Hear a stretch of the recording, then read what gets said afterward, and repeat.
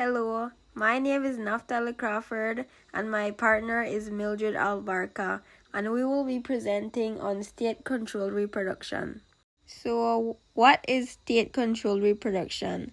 It is where the state intervenes in matters of fertility, childbirth, and family planning, and refers to the ways in which governments exert control over reproductive behavior through laws, policies, and institutional practices.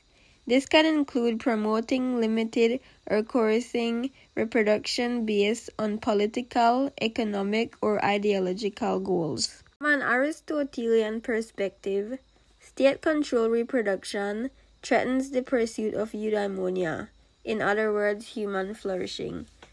Aristotle believes that ethical living depends on rational choice and personal virtue. When the state imposes reproductive laws, like forced sterilization or family planning mandates, it undermines the individual moral agency. While Aristotle saw value in the policy-shaping citizens, he stressed that laws should guide, not dominate, ethical development. As he wrote in Nicomachean Ethics, the good for a man is an activity of the soul in accordance with virtue in a complete life. True flourishing requires respecting each person's autonomy, especially in deeply personal matters like reproduction. Looking at this matter through the Christian ethics states that every human being is created in the image of God and possesses inherent dignity and worth. Reproductive decisions, such as whether and when to have children, are seen as sacred responsibilities entrusted to families, not the state.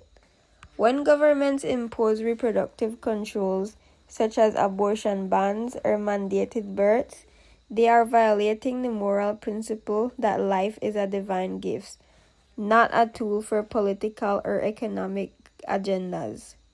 Christian ethics emphasize that life begins at conception and should be protected from that moment onward, making any coercive interference a serious moral concern.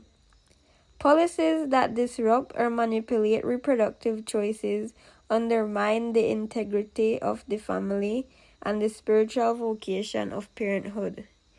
In this view, reproductive freedom is not just a political right, it is a moral imperative grounded in divine authority and human control. Kantian ethics. Kantian ethics was developed by Immanuel Kant. It focuses on moral duty, individual freedom, and human dignity.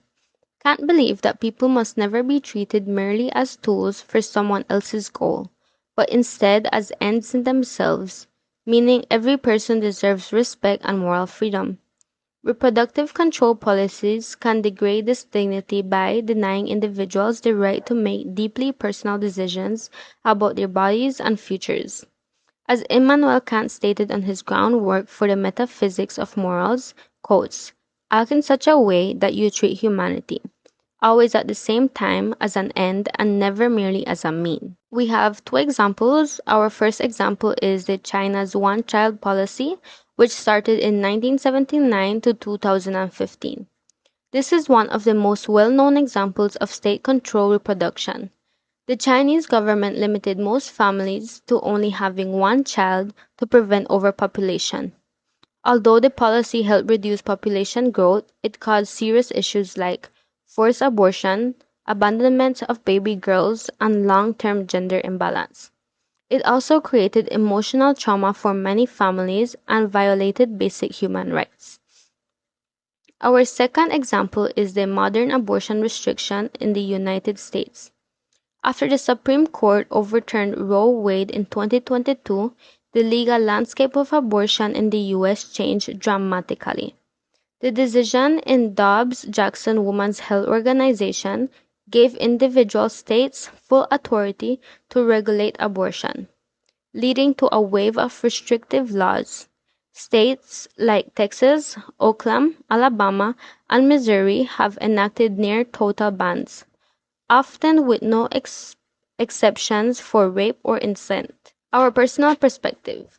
So, in my opinion, state control reproduction demonstrate how government may cross the line between guiding and controlling our people's lives.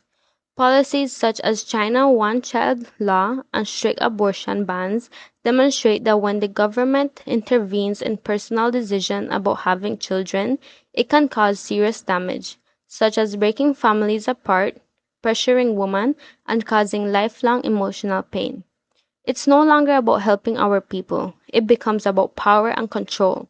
I strongly believe that no government should decide what happens to someone's body or family because those choices define who we are as a human being. As Nelson Mandela said, to deny people their human rights is to challenge their very humanity. And that's exactly what happens when the government takes away the right to choose. My partner, Naftali Crawford, believed that the reproductive freedom is a fundamental human right. People should have the choice of deciding how many children they want or whether they want children at all, without the state getting involved. Government control over reproductive choices violate personal dignity and moral agency. As John Stuart Mill wrote, the only freedom which deserves the name is that of pursuing our own good in our own way. Reproductive decisions are deeply personal, and respecting them is essential to an ethical society. Thank you for listening to our presentation.